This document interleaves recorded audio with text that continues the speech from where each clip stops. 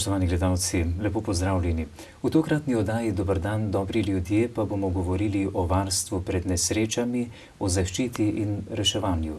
Naš gost je danes magister politologije, profesor obramboslovja, magister Janez Merc, podpredsednik Gasilske zveze Slovenije, tudi vodja urada župana mestne občine Ptuj, predvsem pa poveljnik civilne zaščite mestne občine Ptuj. Še več drugih funkcij, tako rekoč nebroj, lahko rečem, jih imate, gospod magister Merc. Lepo pozdravljeni. Lepo pozdravljeni. Najprej, da izvemo, kakšna je struktura zaščite in reševanja pri nas v Sloveniji, menda vse skupaj nekako spada pod Ministrstvo za obrambo. Vsekakor, vsaka država nekako oblikuje svoj sistem in seveda obrambni sistem je eden od temeljev države, zraven seveda policije, torej tistega varnostnega sistema in pa zraven pravosodnega sistema. Ta obrambni se pa dalje deli nekako na področje civilne obrambe, to pomeni priprave družbe na to področje, na področje zaščite in reševanja, torej to, kar imamo mi tukaj, in pa na vojaško komponento, to pomeni to, kar se tiče Slovenske vojske in seveda njenega poslanstva. Tako da so torej trije podsistemi in eno od teh treh je področje varstva pred naravnimi in drugimi nesrečami, ki v državi to pokriva Uprava Republike Slovenije za varstvo pred naravnimi in drugimi nesrečami. Seveda pa ta sistem navzdolj seže vse do vsake občine, do firm, šol, pa na koncu do vsakega občana, ko se vpraša za svojo varnost. Za nami je mesec oktober, mesec požarne varnosti. V Novem mestu so letos potekali dnevi zaščite in reševanja. Kaj novega se je dogajalo na tem področju? Za nami je mesec požarne varnosti, torej oktober, ki je seveda cel mesec kot tak izvenel z dejavnostjo gasilstva in pa vseh ostalih služb, ki se na tem področju pojavljajo. Predvsem pa so neki gasilci promovirali ta mesec od znamke, ki se je prodajala v poštnem prometu, pa preko raznih vaj, tekmovanj in podobnih zadev.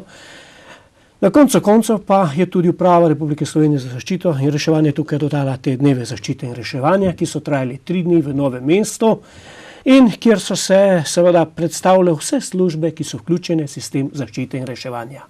Ne glede na to, da govorimo o gasilcih, ki predstavljajo večino ali temelj tega dela, ne moremo seveda tudi mimo drugih služb in dejavnosti, tako prostovoljnih, kot poklicnih, kot dolžnostnih, ki jih ta sistem ima, in vse to je bilo nekje predstavljeno na teh dnevih zaščite in reševanja.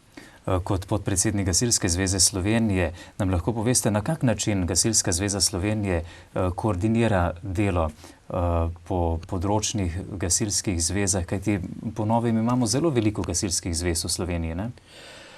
Moram reči, da je gasilsko delo v slovenskem prostoru zelo prepleteno in večplastno. Nasploh moramo tukaj ugotoviti, da Gasilska zveza Slovenije nekako je krovna organizacija prostovoljnega gasilstva. Da pa zraven prostovoljnega gasilstva in te gasilske zveze obstaja še poklicno gasilstvo, to pomeni združenje na slovenskem nivoju, ki pokriva potrebe in združuje seveda to panogo. In seveda, da je torej prostovoljno gasilstvo eno od teh organizacij na tem področju. Ker je gasilskih društev ogromno seveda in seveda obstaja en sistem, drevo, po katerem se vsako društvo združuje navzgor v določeno poveljstvo, preko poveljstva tudi v določeno zvezo, preko zveze v regijo, 17 regije v Sloveniji, 120 gasilskih zvez je v Sloveniji in na koncu koncev se skupaj pride v piramidi do Gasilske zveze Slovenije. Tako da je torej to kot enovit sistem, pravim pa, da prostovoljno gasilstvo zajema gasilstvo v prostovoljnih gasilskih društvih, v tako zvanih industrijskih gasilskih društvih in pa gasilske zveze vse do Gasilske zveze Slovenije. Pa greva lepo po vrsti. Še pred nedavnim nismo razmišljali, da bomo tako hitro morali vključiti vse naše ogrevalne sisteme po državi, po naših domovih. Začela se je kurilna sezona. Kaj je bilo potrebno vse postoriti, da bi ogrevanje bilo varno, da bi kurjenje bilo varno? Kateri so tisti preventivni ukrepi, na katere moramo biti zelo pozorni? Kar se tiče same kurilne sezone in seveda ukrepov, bi lahko rekli, da je to pravzaprav eden od mejnikov na področju varnosti. Namreč za požarno varnost in nasploh za varnost moramo skrbeti skozi celo leto. In ponavadi se vse skupaj začne že s pomladanskim kurjenjem v naravi, pa vsem tistim, kar ima za posledico, pa potem poletne suše in na koncu seveda pridemo do jeseni, ko po mirujočem delu moramo pripraviti tudi kurilne naprave. Tukaj seveda so jasno vsa priporočila, da se zagotovi ustrezen strokovni pregled kurilnih naprav. To pomeni, da dimnikarji opravijo svoj del dela, ne samo, da torej to samo pregledajo, tudi počistiti je potrebno je menjati filtre, opraviti meritve. Skratka, vse to je v smeri večje varnosti, v smeri manjše porabe energije, v smeri seveda boljšega počutja, manjšega stroška in tako dalje. Tako da torej ta dejavnost ima večstranski pomen in če imamo vse to urejeno, potem lahko pričakujemo, da smo po tej plati primerno pristopili, vendar še moramo potem svoj del tukaj napraviti. Zraven nabave potrebnih materialov morajo biti naše dimovodne naprave oziroma nasploh kurilne naprave v prostorih, kot jih opredeljujejo predpisi, dimovodne pa ravno tako in pa celotno postrojenje mora upoštevati standardom in predpisom, kajti če imamo okrog dimnika na podstrešjih ali kjerkoli tako založeno, da ni možno do tega priti, sami sebi povzročamo ne glede na vse ostalo ogroženost, ki je bistveno povečana, zato mora biti celotna zadeva primerno pripravljena, pa še kljub temu lahko zagorijo saje, lahko pride do marsičesa. Kateri so sicer najpogostejši vzroki za nastanek požara?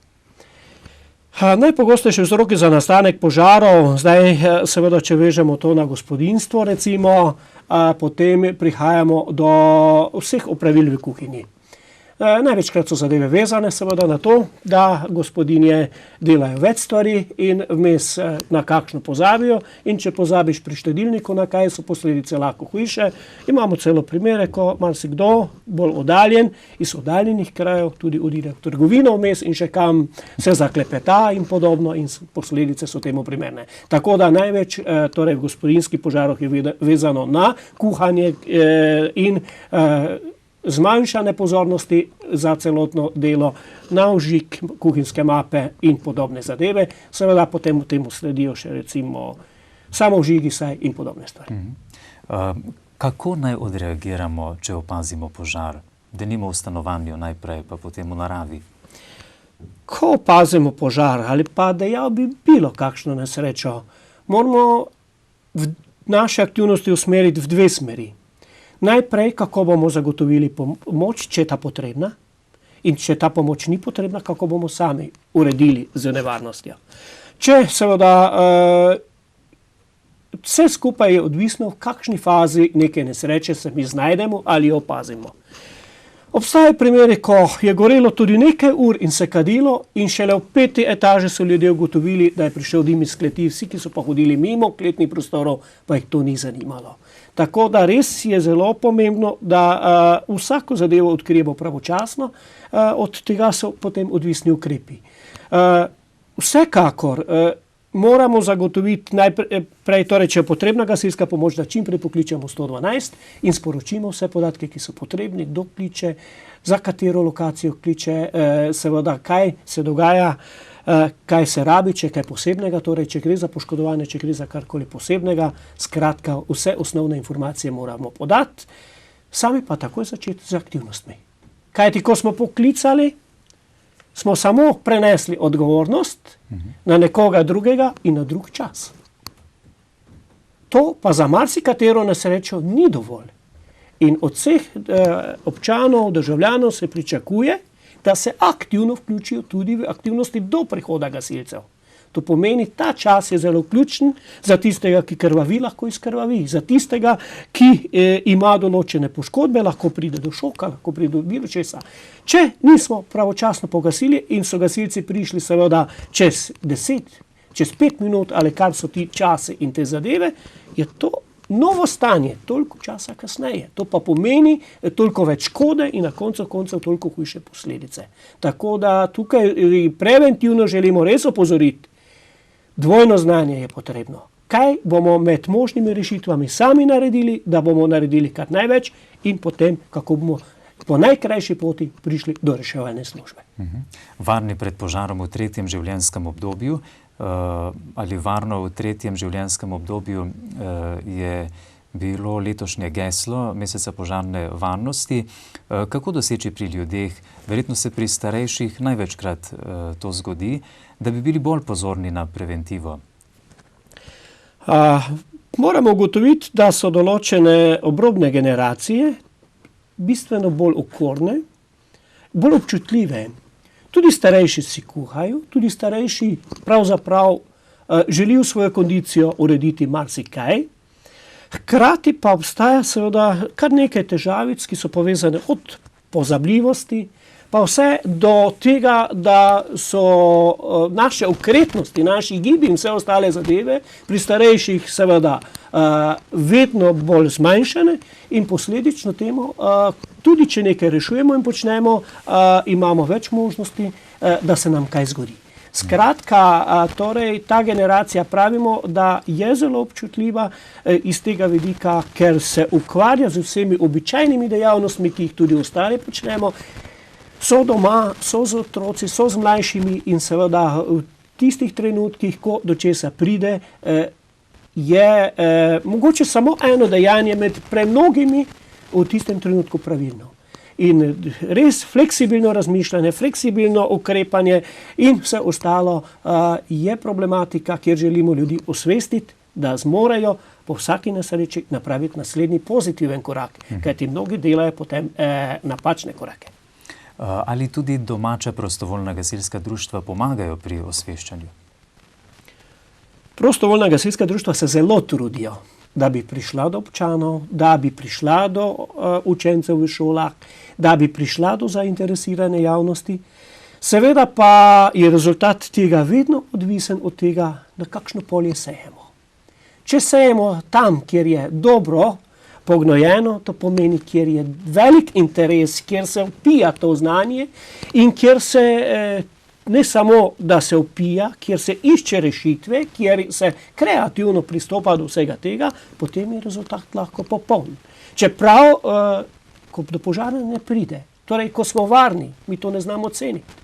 Ampak to je rezultat nekega dela. Znamo pa zelo hitro ugotoviti, ko smo ogroženi. Tako, da torej moramo res maksimalno narediti, gasilci to počnejo, bi pa želeli animirati občane, kajti animacije več vrst, da vsak dan in vsak trenutek izkoristimo za svojo varnost ali pa da v vsaki nesreči izkoristimo to, kar je samo takrat, nekateri več nimajo v čem plačati, niti se zakaj bojo. Pomembno je opozoriti, če je vzrok požara denimo uhajanje plina iz jeklenke ali pa če je to olje, na kak način gasimo? Vsekakor so tukaj jasna potrebna znanja. Vsaka snov, ki se vžge ali ki je v nekem prostoru, je odvisna od marsikaterega dejavnika in seveda pri vnetljivih tekočinah in nasploh pri vseh zadevah pri hiši prva preventiva so gasilniki. Pa naj bo gasilnik na prah ali pa na koncu koncev marsikatero gospodinjstvo bi bilo zelo dobro, če bi imelo biovrzal. To pomeni, tudi vsaka gospodinja bi zelo rada imela, ker je to hkrati dobro čistilno sredstvo, ampak okej. Skratka, je biološko neoporečno in reši marsikatero ta prvo in najhitrejšo zadrego. Tako da, če tukaj naredi vse, da imajo ta sredstva, ki so primerna za gašenje teh stvari, to je minimalen strošek za maksimalno varnost. Medtem ko kar se tiče plinov, pa je spet potrebno ugotoviti, v kakšnem prostoru se nahaja, v kakšni koncentraciji, v kakšni fazi.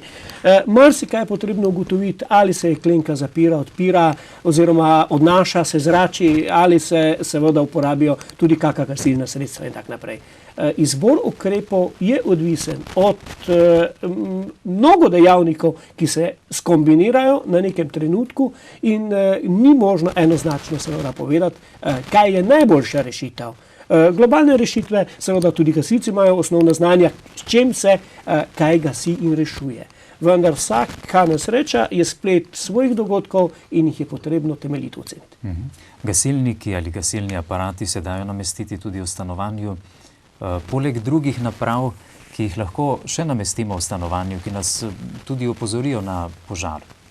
V stanovanju je možno marsikaj narediti. Pravimo nekje, prva preventiva je reči, imamo gasilnike, seveda pa obstajajo tudi že torej hišni sistemi, tako za zaznavanje temperature oziroma ogroženosti, kot sistemi za samodejno aktiviranje in za gašenje. Tako da te zadeve obstajajo za tiste, ki so pripravljeni tudi več vložiti, si zagotovijo s tem večjo varnost. Vsekakor pa torej minimalni prak, po mojem mnenju, je, da imamo pri sebi gasilnik, da imamo tisto, kar lahko sami v prvem trenutku naredimo, če pa že zmoremo več, pa seveda tudi, da zagotovimo sistem tako nadzora, kot torej aktivne protipožarne zaščite.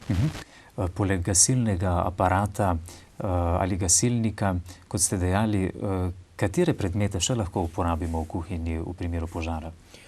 Pri vsakem požaru se najprej vprašamo, kaj pa lahko jaz naredim v tistem trenutku, ko se znajdem na mestu nesreče. In seveda, koliko ni pri roki gasilnika. Moram reči, da smo že imeli primere, ko so ljudi klicali gasilce, za vrati pa gasilnik. In bi z njim vse rešili. Gasilci bi še lahko samo tista naslednja preventiva, torej bi prišli pogledati, če še kaj treba. Ampak zraven teh gasilnikov v nekem trenutku, če je prišlo do vžiga na štedilniku, to pomeni, da je pač neka snov zagorela, so možne pokrovke, so možne deke, pokrivala, vse karkoli, da zadušimo požar. Ker vemo, osnovni kriterij preprečevanja gorenja je, ali odstranimo gorljivo snov, ali preprečimo dovod kisika, ali ohlajamo. Torej, tukaj so kriteriji jasni in če smo mi pokrili s čemerkoli, seveda z nečemer dragim, ampak še vedno nekaj, kar bo ceneje, kot pa da počakamo, da pridejo gasilci. Tako da prvi ukrep, kaj lahko jaz naredim? In naslednji ukrep seveda, koga še rabim. Katere moderne naprave vse lahko namestimo v stanovanju? Prej ste že omenili, da obstajajo takšne naprave za tiste, ki bi želeli biti bolj varni pred požarom. Kaj vse to? Obstajajo javljalniki dima tudi? Obstajajo naprave, ki seveda na osnovi dima ali pa na osnovi temperature zaznajo ogroženost. Zdaj o tipih ne bi govoril, da ne bi bil to EPP, seveda na vsak način pa, če je kdo zainteresiran, si bo pač pri firmah, ki ponujajo to na trgu, priskrbel dovolj podatkov in si zagotovil ustrezno napravo, ki se seveda potem poveže s pristojno službo ali na določen center, tudi več teh služb je na terenu, ki zagotavljajo, da potem pridejo pogledati na tisti objekt, če se res kaj dogaja in potem ukrepajo dalje. Seveda pa je ta sistem za zaznavanje ogroženosti lahko povezan tudi z samodejno napravo, ki pa seveda tudi zadevo pogasi. To je pa že naslednja faza, kolikor nekdo seveda tudi to ima in s tem zagotovi toliko večjo varnost. Kako pa je z vzdrževanjem gasilskih aparatov, gasilnikov? Gasilnik, če ni vzdrževan, je seveda uporaben samo tako dolgo, dokler je potreben prvi servis. Ne rečem, da seveda ga ni možno uporabiti tudi po prvem servisu ali pa po naslednjih, po pretečenem roku, vendar, če imamo gasilnik, je prav, da je za njim tudi garancija. To pomeni, da je za njim tudi funkcija.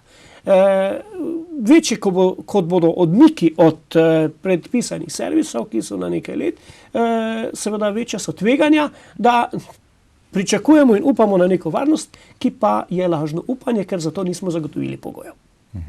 Kako pa ukrepamo, če imamo občutek ali celo vemo, da je nekdo še ostal v stanovanju, kjer je požar?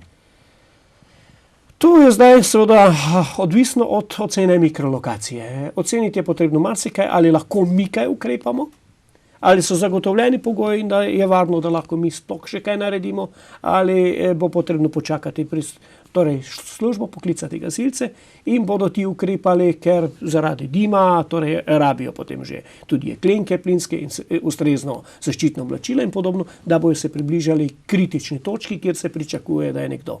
Vsekakor pa je zelo važno, da te informacije takoj v prihodu enote posredujemo vodji enote, da se, ko se določa prioriteta aktivnosti, da se najprej, vedno je prvo reševanje ljudi, šele potem premoženje in ostalega, da se torej tej nalogi da prva prioriteta.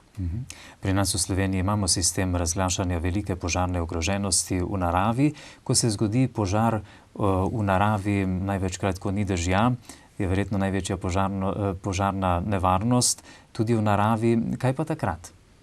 Kar se tiče požarov v naravi, vsekakor velja ugotovitev, da omejitve veljajo takrat, ko je popolna prepoved.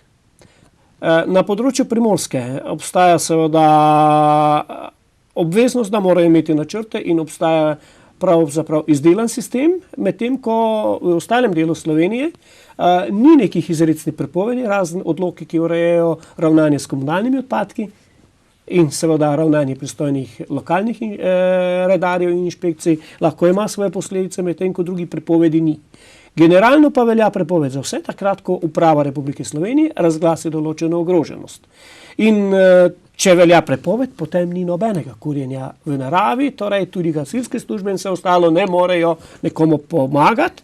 Drugače pa jaz priporočam, če nekdo želi upraviti neka kurjenja ali kakorkoli, da zadeve uredi z ustrezno gasilsko enoto tam domačo, torej in zagotovi ustrezno varnost, da se določene zadeve uredijo pod nadzorom, kajti v nasprotnem primeru seveda mnogo tvegamo ali celo preveč in kaj naredimo, če to opazimo? Jasno, če gre za požar, se pokliče 112. Če pa gre za kurjenje na vrtu ali karkoli, pa je stvar dobrososedskih odnosov pa še česa.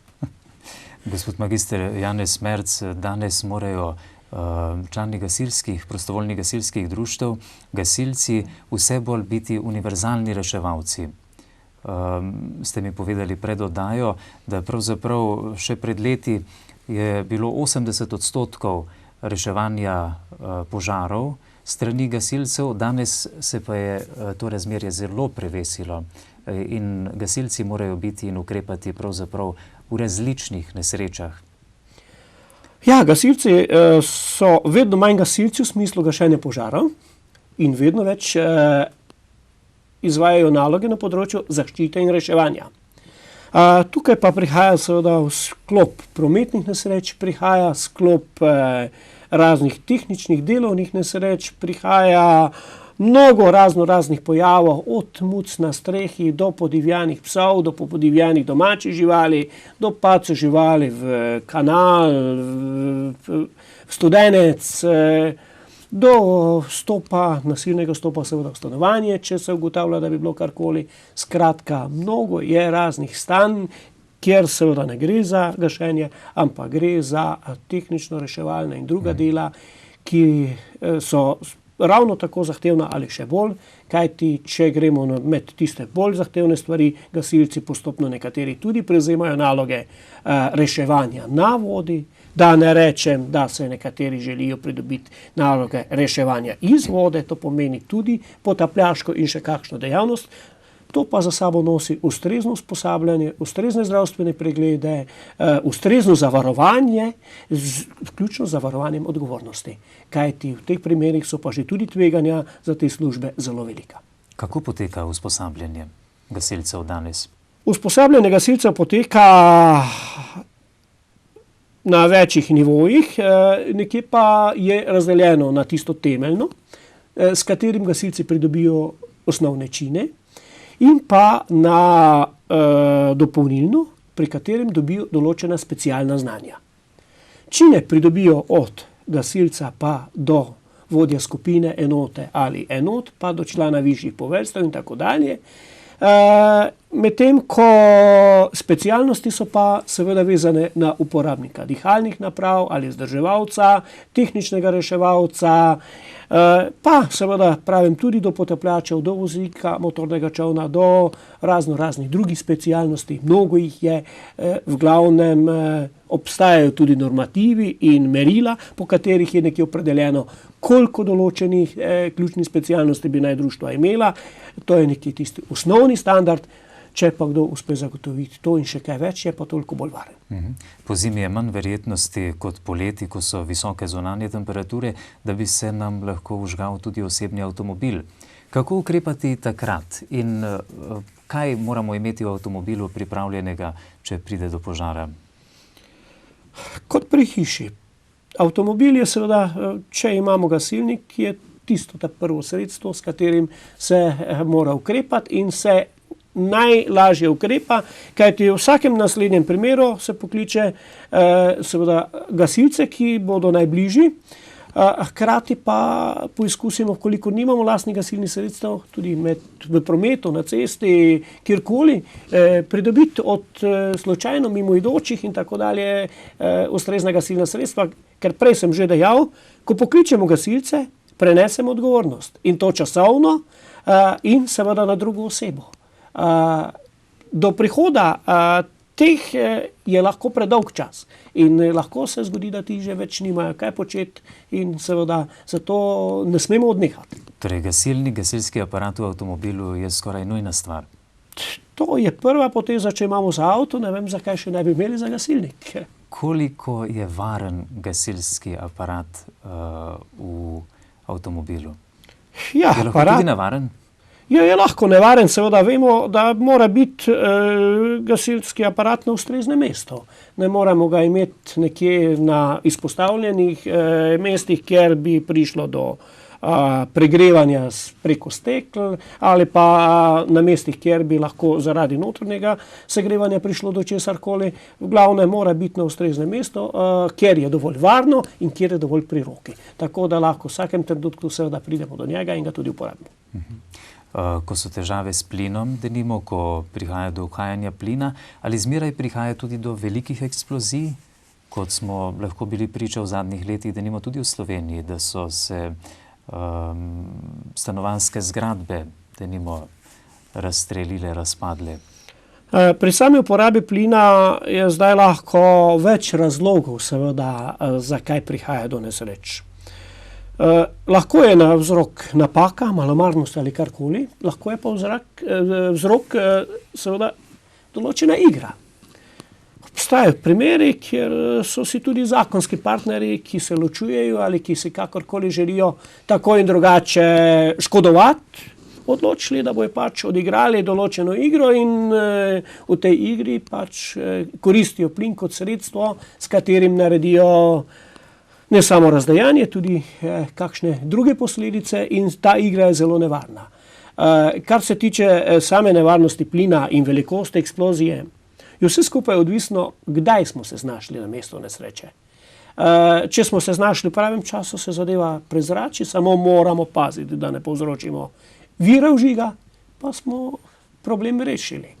Če pa je zadeva takšna, da je že koncentracija zelo velika ali da je prišlo do eksplozije, potem seveda sledijo ukrepi zaščite, reševanja, gašenja in tako dalje, odvisno, kaj se je pa zgodilo.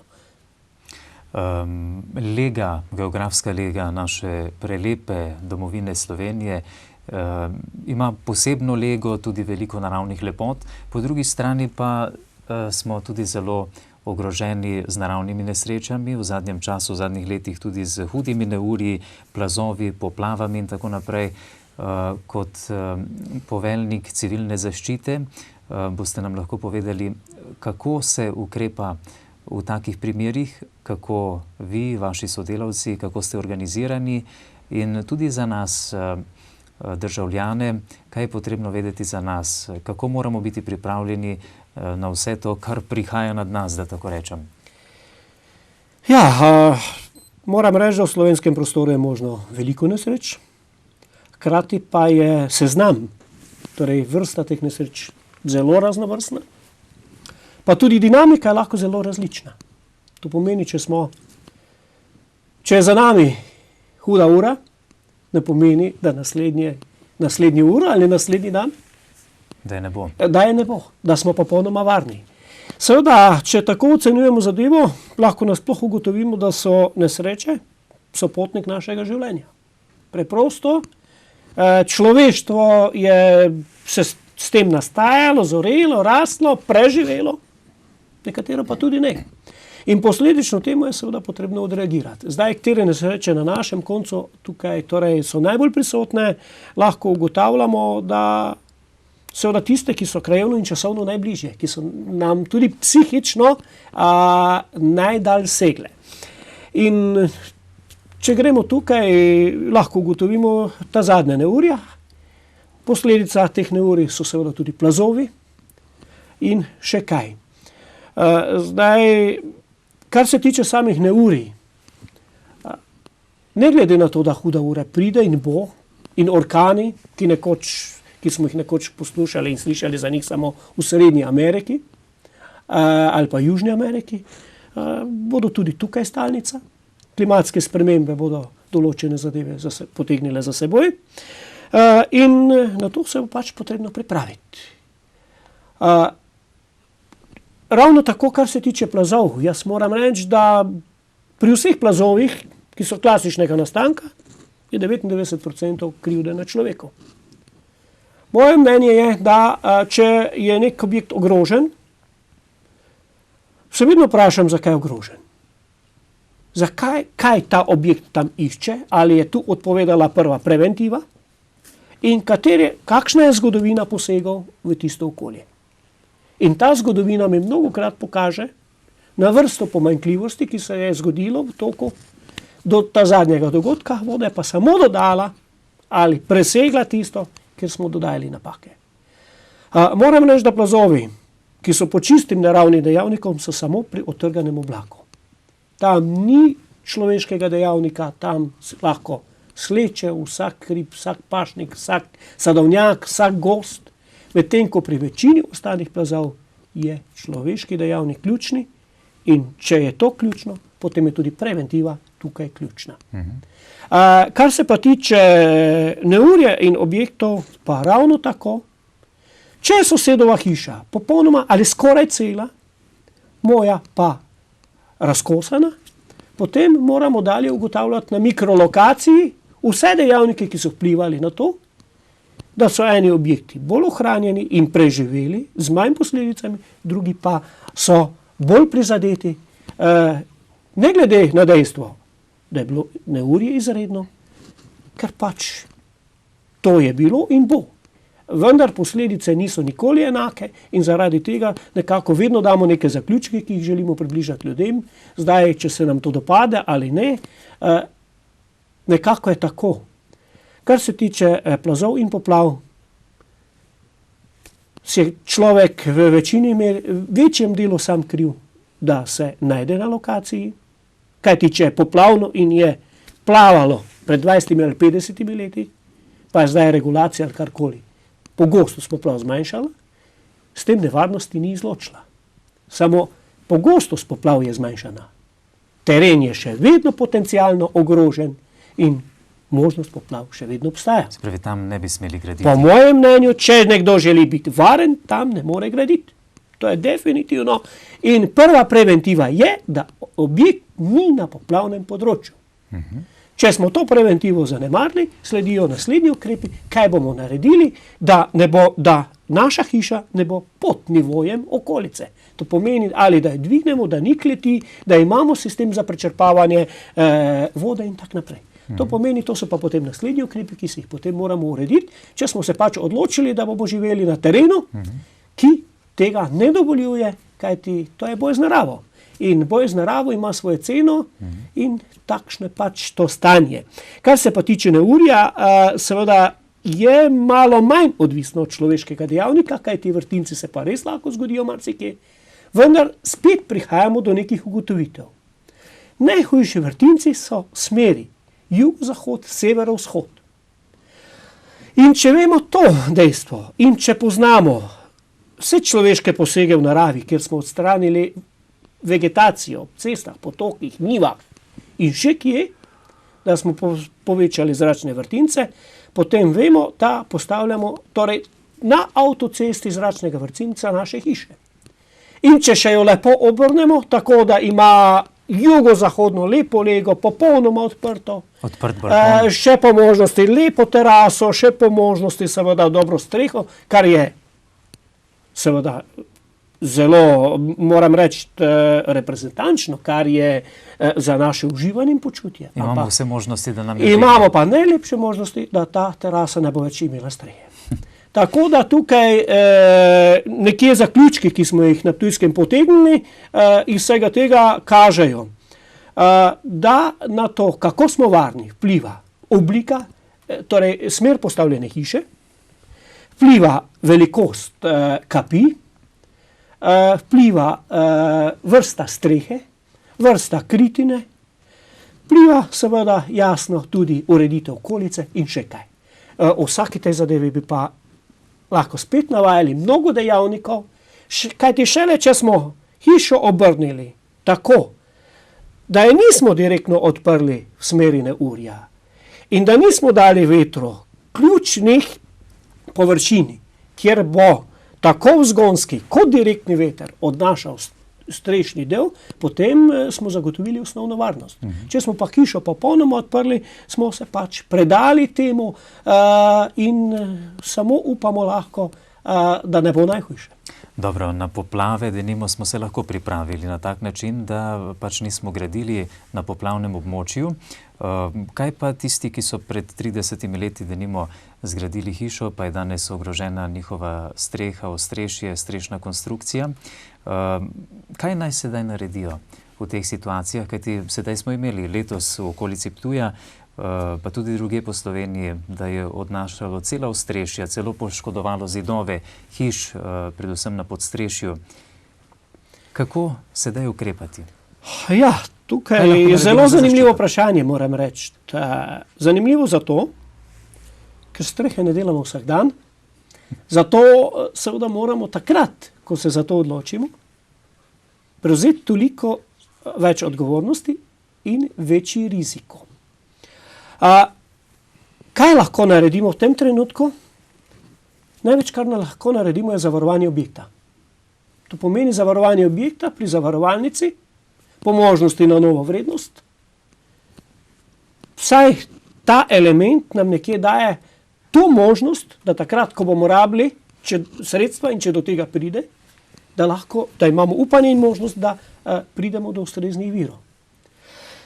Če pa se odločamo, da zaradi starosti ali drugače hočemo menjati streho, ali če se odločamo za novo gradnjo, potem pa pravim, moramo temeljito upoštevati lego hiše, velikost površin, ki so lahko izpostavljene direktnemu in indirektnemu učinku vetra, moramo upoštevati višino hiše, moramo upoštevati jasno tudi kritino, namreč velja ugotovitev, da na vetrovnem vremenu so bolj prizadete pločevinaste kritine, ker olupi streho, ob toči pa so bolj prizadete opečne kritine. Tako da torej vsaka kritina ima svoje pluse in minuse tukaj, ne navijam za nič, ampak govorim samo o posledicah, ki so se zgodile in seveda tu sedaj je treba razmisliti, v kateri smeri bo šlo naše tveganje. Hkrati pri ureditvi okolice so nekateri pričakovali, da bojo lipe, orehi, smreke in tako dalje zagotavljale varnost pri hiši. Žal ne. Večje kot je drevo, bolj je ogrožen objekt. Ozelenitev objekta se priporoča do višine strehe. S tem mi odnesemo del, namreč ugotovitev je, da so najbolj prizadete hiše v prvi vrsti. Zaradi tega pravim tudi ozelenitev, ki je zasaditev z grmovnicami, z dovolj zakoreninjenimi, bistveno zmanjša direktni val vetra na naš objekt. Vendar, če je ta ozelenitev višja, bomo potem imeli ta objekt na hiši, kar pa pomeni seveda tudi posredno škodo in s tem ni varno zagotovljena. Ob vsem tem pa naj ne bo odveč, da seveda opozorim tudi na to, če vse to upoštevamo, pa naši mojstri niso naredili objekta tako, kot bi mogli, po strokovnih merilih in pravilih nismo naredili nič. To pomeni, objekt mora biti strokovno narejen in zgrajen tako, da bo tudi zagotovil ustrezno varnost. Kaj ugotavljate pri vaših analizah na terenu, raziskavah, ali tisti, ki sedaj na novo gradijo, zares upoštevajo vsa ta merila, ali ljudje še naprej ostajamo neumni, da tako rečem, na tem področju, kajti smo potencialno ogroženi, sedaj, ko vemo, da se leto za letom dogajajo ta neurja. Moram reči, da tisti, ki so prizadeti, se učijo na lastnem denarju in na lastnih stroških in na lastnih žrtvah. Tisti, ki še niso bili prizadeti, delajo, kot da nič ni bilo. Žal, kljub temu, se pravim, da res opozarjamo, izsledke smo podali in jasno govorimo vsem, ko nekdo gre graditi objekt, naj temeljito prouči teren in okolico. Je poplavno, je plazovito, je potresno in na koncu koncev, ko izbira sam objekt, da bo ustrezno varen tudi proti vetru in proti vsemu ostalemu. To pomeni, vse to je potrebno zajeti, če želimo biti varni. Če smo kar od tega izpustili, potem nam preostane, da upamo, nimamo pa garancij. Na potres bolj malo računamo, čeprav smo Slovenci tudi na potresnem območju, ne? Moram reči, da o tem morajo razmišljati tisti na Kozjanskem, Ljubljanska kotlina, Severna Primorska. To so prelomnice, ki na naših geoloških kartah jasno povedo, pa tudi zgodovina je svoje povedala. In življenje na tem prostoru je dražje. To se je potrebno zavedati. Če pa želimo tam živeti tako, kot na severovzhodu Slovenije, kjer torej govorimo o bistveno nižji potresni ogroženosti, potem se nam lahko zgodi, da bomo drago plačali. Primeri potresov iz Turčije pred 5 leti kažejo, da so zravnana mesta z 200 in 300 tisoč dušami, potres pa je bil kakih 150 let po podobnem, seveda je zrušil kompletni novi del mesta. Prehitro ugotovimo, da je to oddaljena nevarnost, ki pa je lahko že v naslednji sekundi. Kajti za potres ne bo reakcijskega časa. Za poplave in za marsikaj imamo reakcijski čas, pri potresu ni reakcijskih možnosti, torej so možnosti samo tiste preventivne naprej. Ali je Slovenija, smo Slovenci dovolj dobro pripravljeni na vse te nesreče, ki nam pretijo? Vemo, da se tudi povezujemo na področju varstva pred naravnimi in drugimi nesrečami z drugimi državami v Evropi. Vse povezujemo, predvsem v pomoči, se pa bojim, da naša pripravljenost ni dovolj velika. Sicer pa vsaka nesreča pokaže, kako smo ranljivi. In pravo preverjanje naše pripravljenosti so obstoječe nesreče. In če imamo takšno škodo, kot jo imamo, za mene je edino to relevantna ocena, kako smo pripravljeni. Ko vidim, kaj je povzročila nesreča, pa dalje, ko spremljam, ali ljudje to upoštevajo ali ne. Vi se tudi zelo intenzivno ukvarjate z delom z bolničarji, prvo pomočjo, pa tudi že več kot 30 let nastopate kot vzgojitelj, pedagoški vodja pri Rdečem križu v raznih kolonijah z otroki, mladimi na morje. Kako poteka to delo? Povejte nam, koliko smo napredovali tudi na tem področju usposabljanja bolničarjev. Ko se zgodi takšna naravna nesreča, je potreba po zdravstvenih delavcih, po sanitetni službi veliko večja naenkrat, kot pa sedaj denimo v mirnih časih, da tako rečem. Moram reči, da moje področje dela je vezano nekako na te nesreče, na humanitarno vlogo na tem področju, na preventivo. In vsekakor eno od zanimljivih področij je tudi prva pomoč. Mestna občina Ptuj se lahko pohvali z dobrimi ekipami prve pomoči. Bili smo 3-krat državni prvaki, torej 3-krat v Evropi. In na koncu koncev naša bilanca kaže, da smo do tega trenutka, naši bolničarji so do tega trenutka rešili 15 življenj. To pomeni, jaz moram reči, da sem na začetku, ko sem začel z tem delom, dejal, če bomo rešili enega, smo upravičili svoj namen. Do tega trenutka smo jih rešili 15. Nekdo bi rekel, zakaj pa to počnemo? Prej sem dejal, imamo gasilce, imamo reševalne službe.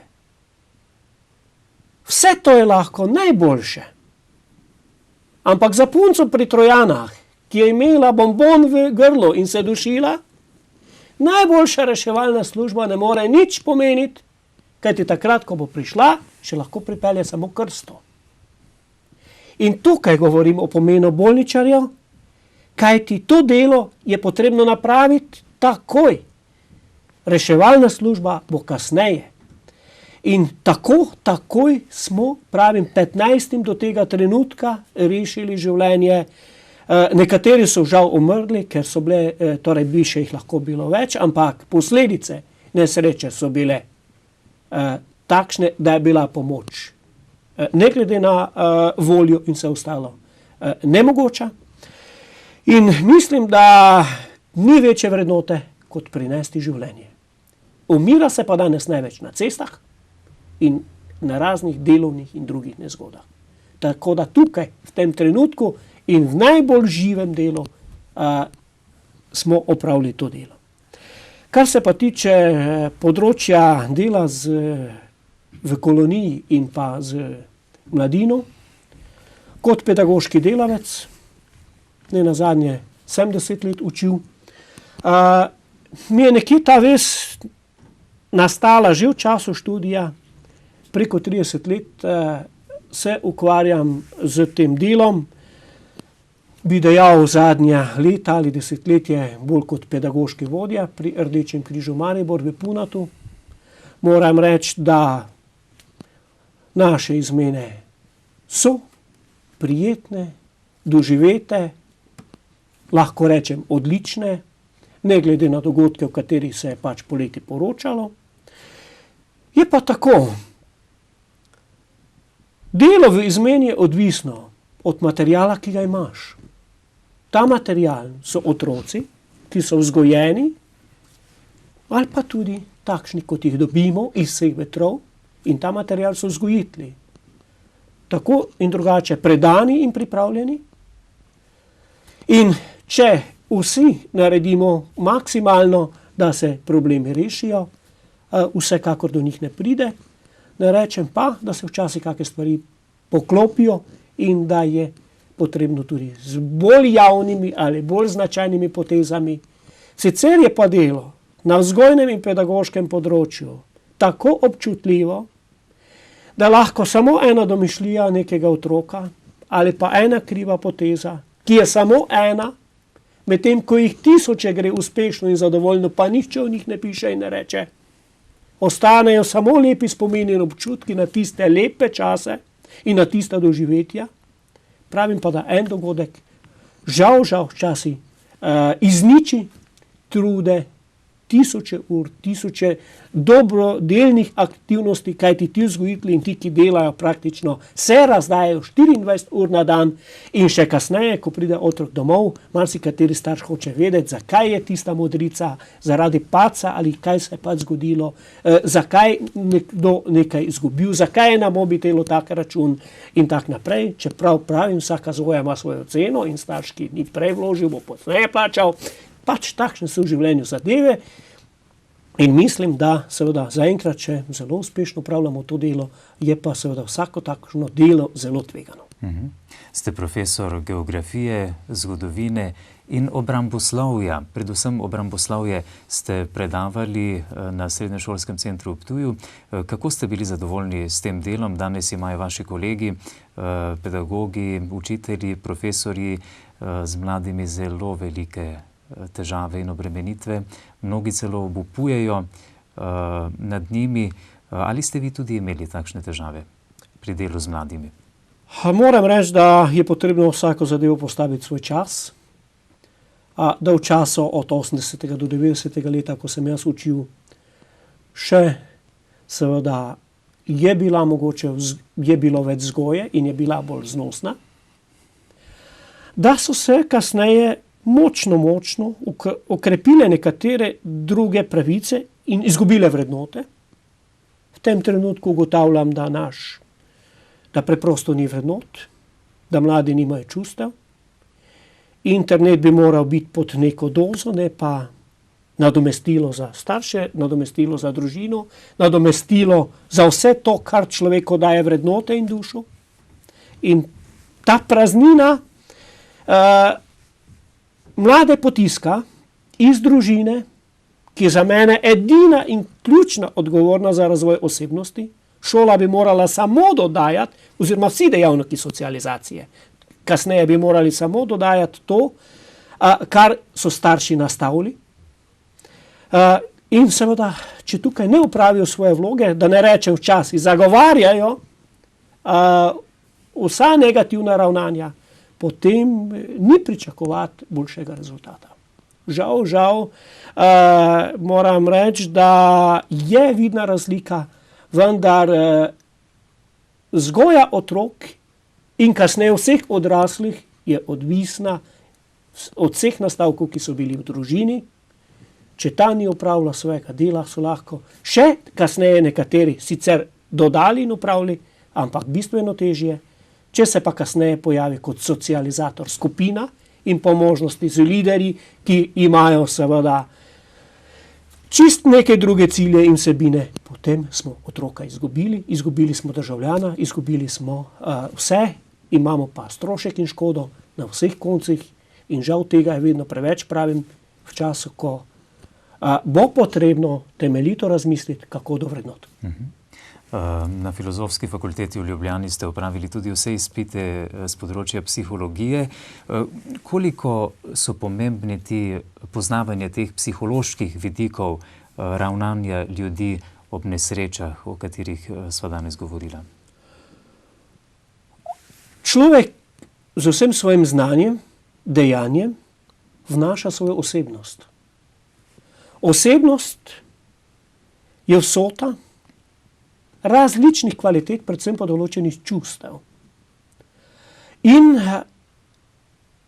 ko prihaja do tega, da pri nesrečah udari podzavest na nadzavest, je zelo važno, koliko človek zmore, da še sebe vedno vodi naprej in koliko zmore, da druge vodi naprej. Menim, da je dejavnost pri nesrečah takšna oblika dela, ko moramo zmoči in to samo naprej. In ker smo vsi ljudje in ker so tudi reševalci ljudje, vsaka nesreča tudi na psihi pušča določene posledice. Primeri so iz vojn v Jugoslaviji, bilo kje, ko se vojaki po končanem poslu vrnejo domov, pa vemo, da razpadajo družine, da se izgubljajo osebnosti in podobno. Tudi po nesrečah je mnogo možnosti, da se ljudje izgubljajo. Ker je načeta psihološka plat človekove osebnosti in ker ni bil ta človek pravočasno, ni izbral potrebnih ukrepov, da bi splaval. Je potonil preprosto v teh zadevah in pravim, da v celotnem življenju in še toliko bolj pri nesrečah je ta duševna plat, psihološka, skrajna in nujna in potrebna in da tukaj lahko še tako imamo prav, če nismo pravilno pristopili, če nismo pravilno zadeve odigrali, nam vse skupaj ne pomaga nič. To pomeni, da so včasih metode dela, vsebina dela, duševna plat dela važnejše praktično od tistega, kaj želimo doseči. In važno je torej ravno ta menedžerski del tu notri, kjer moramo ljudje izkoristiti kvalitete, ki jih imamo, če jih pa nimamo, pa potem pravim, lahko dokazujemo, da imamo prav, lahko piše tam, tukaj umr tisti, ki je imel prav. Ste eden najbolj aktivnih ljudi, kar jih poznam zagotovo. Na vseh področjih ste angažirani, na raznih področjih, tudi vodja urada župana mestne občine Ptuj ob vseh teh pomembnih funkcijah, ki sva jih danes predstavila našim gledalcem. Kako vam vse to uspeva, pa tudi družino imate doma, verjetno otroke? Moram reči, da je seveda za takšen pristop pri delu potrebno pri sebi delo dobro organizirati. In če imaš pri sebi delo dobro organizirano in imaš to srečo, da imaš dobre sodelavce, potem je večino tega narejenega. In jaz moram reči, da več ali manj lahko pohvalim večino sodelavcev kot zelo dobrih. In seveda je to predpogoj. Posameznika ni brez okolja, brez društva, brez zveze, brez Gasilske zveze Slovenije. Posameznika ni brez štaba, brez občine, brez ekipe. Posameznik, ki je močen, je samo z ekipo. In dejansko torej dobra organizacija, dobra ekipa in seveda izjemne spretnosti ti omogočijo, da imaš tudi kakšen prosti čas ali karkoli ostalega. Seveda pa več dela na enem področju pomeni manj časa za drugo. Verjamem, da je v tem trenutku ali kar lep čas moja družina tista, ki mogoče ima poleg z vinogradom in vsem ostalim, kaj še imam, seveda najmanj od mene, ampak lahko zagotavljam, da so stvari upravljene in mislim, da tudi tukaj ni takšnih vrzeli, da bi to škodovalo. Se pa trudim, da ves možni prosti čas uporabim prav na tem področju. Verjetno veste, da vas vaše domače in širše okolje izjemno spoštuje. Pred kratkim sem slišal, kako so učitelji spraševali otroke, kaj bodo postali, ko bodo veliki. In eden izmed otrok je dejal, ko bom velik, bom Janez Merc. Kaj boste rekli na to? Ja, moram reči, da na to zadevo je zelo težko seveda dati odgovor, ker je že odgovor podan v sami ugotovitvi. Namreč velja ugotovitev, da so otroci najbolj iskreni, dejansko niso pripravljeni dajati v celofan, zakrivati, manipulirati. In verjetno je potem ta ugotovil, da vsekakor obstajajo neke kvalitete, ki jih je postavil pred druge. In kaj ne rečem, jaz sem zadovoljen s tako ugotovitvijo. Kakorkoli, gospod magister Janez Merc, čestitam vam ob koncu oddaje za vašo tako veliko človekoljubnost, ki jo izkazujete že več desetletij. Želim vam veliko varnosti in uspehov pri vašem delu, še naprej trdnega zdravja, da boste lahko še veliko dobrega storili za naše slovensko okolje. Ja, hvala. Jaz moram reči, vse to bomo naredili, če bodo vedno dovolj sodelavcev. Najboljši je tisti posameznik, ki uspe klopiti čim več dobrega iz svojega prostora. Za tokrat pa hvala lepa za vaš obisk v našem studiu.